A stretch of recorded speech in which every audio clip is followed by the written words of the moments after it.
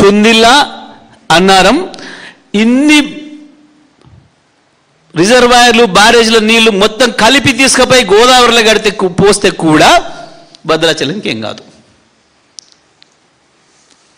ఇవన్నీ కలిపితే కూడా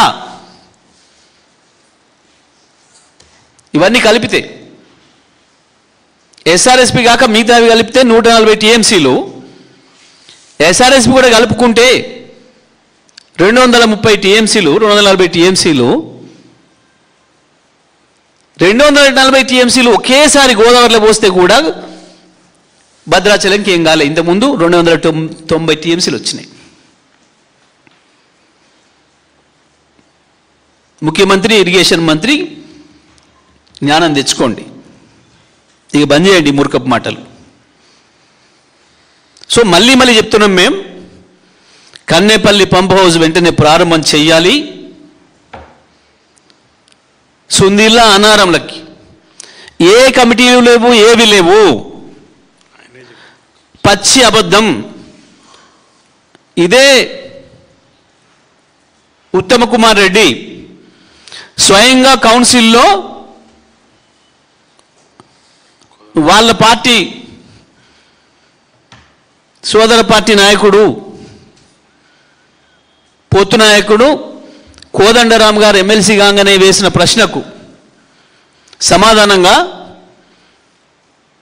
ఈ 2 బ్యారేజ్లకి ఏమీ కాలేదు, మంచిగానే ఉన్నాయి, ఇంటాక్ట్ ఉన్నాయి అని ఇచ్చిన సమాధానం ఉంది, కౌన్సిల్ రికార్డులో ఉంది. మీడియా మిత్రులు చూపించదలుచుకుంటే దాంట్లో ఉంది, దొరుకుతుంది. స్వయంగా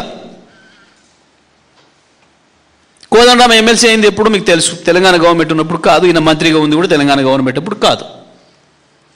ఈయన మంత్రి అయినాక, కోదండరాం ఎమ్మెల్సీ అయినాక ఆయన ప్రశ్న వేస్తే ఈయన ఇచ్చిన ఆన్సర్ 2 ఇంటాక్ట్ ఉన్నాయి, వాటికి ఏమీ నష్టం లేదు, ప్రమాదం లేదు అని ఈ మాటలతోనే చెప్పినావు.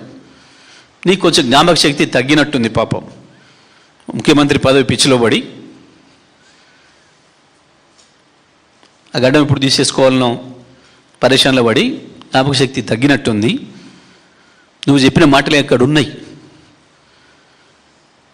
ఇలా నువ్వు కొట్టకపోతుంది, ఇది లేదు, అది లేదు అని చెప్పి పూర్తి అబద్ధాలు. ఇందులో అక్షరం కూడా నిజం లేదు.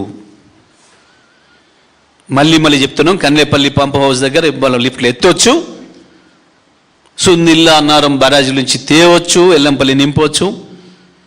ఆ నుంచి మొత్తం తెలంగాణలో 7 జిల్లాలలో ప్రతి రిజర్వాయర్లోకి నీళ్ళు పోయవచ్చు. మళ్ళీ చెప్తున్నాం, తెలంగాణ రైతాంగాన్ని కూడా అప్పీల్ చేస్తున్నాం. ఒకటే మాట, ఇది కేవలం ముఖ్యమంత్రి మొన్న మాటల్లో ఎట్లయితే బయటపడ్డాడో పవర్ బిల్లులు దండగా, అంటే తెలంగాణ రైతాంగానికి నీళ్ళు ఇవ్వటానికి వీళ్ళకు విద్యుత్ బిల్లులు దండగా అనిపిస్తుంది. ఈ మాట కొంతమందికి దేశద్రోహులకు వచ్చే మాట, కొద్దిమంది మూర్ఖులు అధికారులలో ఉండే వాళ్ళు కూడా చెప్పే మాట. కేసీఆర్ గారు ఉన్నప్పుడు కూడా ఈ చర్చ జరిగింది, ఇవి కట్టేటప్పుడు కూడా చర్చ జరిగింది. సార్ దీనికి విద్యుత్ బిల్లు చాలా అవుతుంది కదా అని వాడు మాట్లాడిండు. వాడు ఫైనాన్షియర్ కావచ్చు, ఫైనాన్స్ అడ్వాన్స్ ఇచ్చినోడు కావచ్చు, ఎందుకంటే వాడు ఖర్చులు తగ్గించాలని ఇస్తాడు కాబట్టి. వాడు వ్యవసాయం తెలియని మూర్ఖుడు కావచ్చు, వాడు నీళ్ళ విలువ తెలియని వాడు